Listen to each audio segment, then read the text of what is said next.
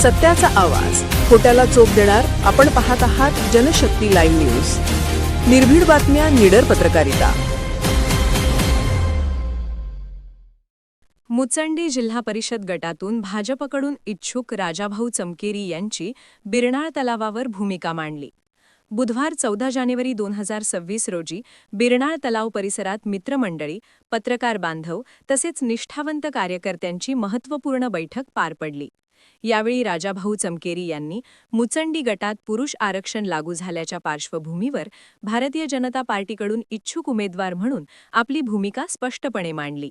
राजाभाऊ चमकेरी म्हणाले की मुचंडी गटात प्रत्यक्ष गाठीभेटी घेऊन जनतेपर्यंत पोहोचण्याची गरज आहे. आता वेळ फार कमी असून येत्या 5 तारखेला थेट मतदान आहे. समाजाला एकत्र घेऊन चालणारा एक छोटासा कार्यकर्ता म्हणून मी तुमच्यासमोर उभा आहे. ते पुढे म्हणाले की भाजपच्या नेतृत्वाकडे त्यांनी सुरुवातीपासूनच उमेदवारीची मागणी केली असून मला तिकीट दिल्यास मी स्वतः निवडून येण्याची जबाबदारी घेतो. पक्षाने जी काही जबाबदारी दिली ती पूर्ण ताकदीने पार पाडेन. निवडणूक जिंकण्यासाठी जे काही प्रयत्न आवश्यक असतील ते मी पूर्ण करीन, असा विश्वास त्यांनी व्यक्त केला. राजाभाऊ चमकेरी यांनी आपल्या कार्यपद्धतीवर विश्वास व्यक्त करत सांगितले की माझे विचार, माझे काम आणि जनतेशी असलेला थेट संपर्क सर्वांनाच माहीत आहे. भाजपकडून संधी मिळाल्यास 9च्या 9 जिल्हा परिषद निवडणुका लढवण्याची क्षमता आपल्यात आहे आणि पक्षाचा विचार तळागाळात पोहोचवण्याचे काम मी प्रामाणिकपणे करीन. बैठकीदरम्यान त्यांनी प्रचार यंत्रणा उद्यापासून सुरू होणार असल्याची माहिती देत सर्व कार्यकर्ते, मित्रपरिवार आणि समाज बांधवांनी सक्रिय सहभाग घ्यावा असे आवाहन केले. यावेळी त्यांनी सुभाष काका पाटील यांना विशेष जबाबदारी स्वीकारण्याचे आवाहन करत प्रचार व्यवस्थापनात सर्वांनी समन्वयाने काम करावे असे स्पष्ट केले. याच बैठकीत बिरनाळ तलावासंदर्भातही त्यांनी सकारात्मक भूमिका घेत तलावावर पोहण्यासाठी लागणारी आवश्यक सामग्री मी स्वतः पुरवणार असून आणखी काही अडचणी असतील तर त्या जागेवरच अंतिम करून सोडवू असे आश्वासन दिले.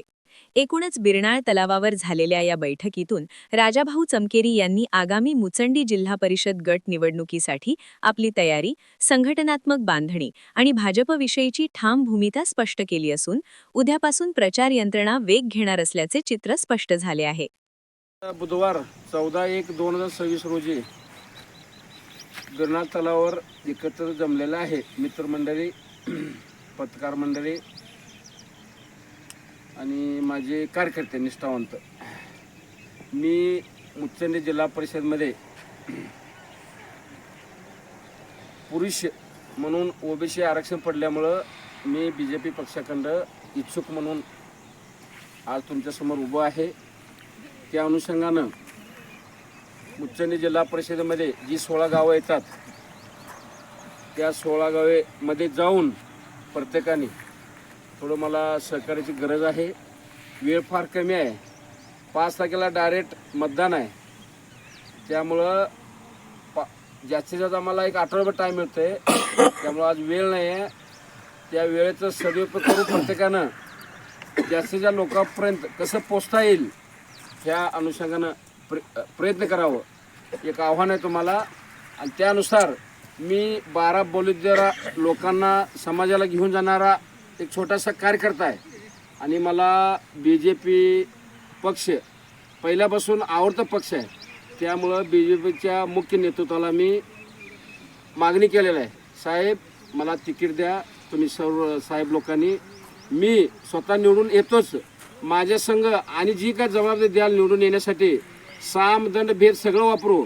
पण BJP मला जर तिकीट दिली तर 9च्या 9 जिल्हा परिषद कसं निवडून आणता येईल ह्या हिशोबानं माझं प्रयत्न राहील.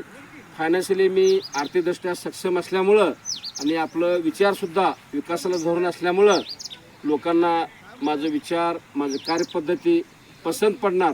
त्यामुळं भाजपा पक्षानं, मुख्य नेतृत्वानं माझं व्यक्तिमत्व बघून संधी द्यावी ही माझी नम्र विनंती.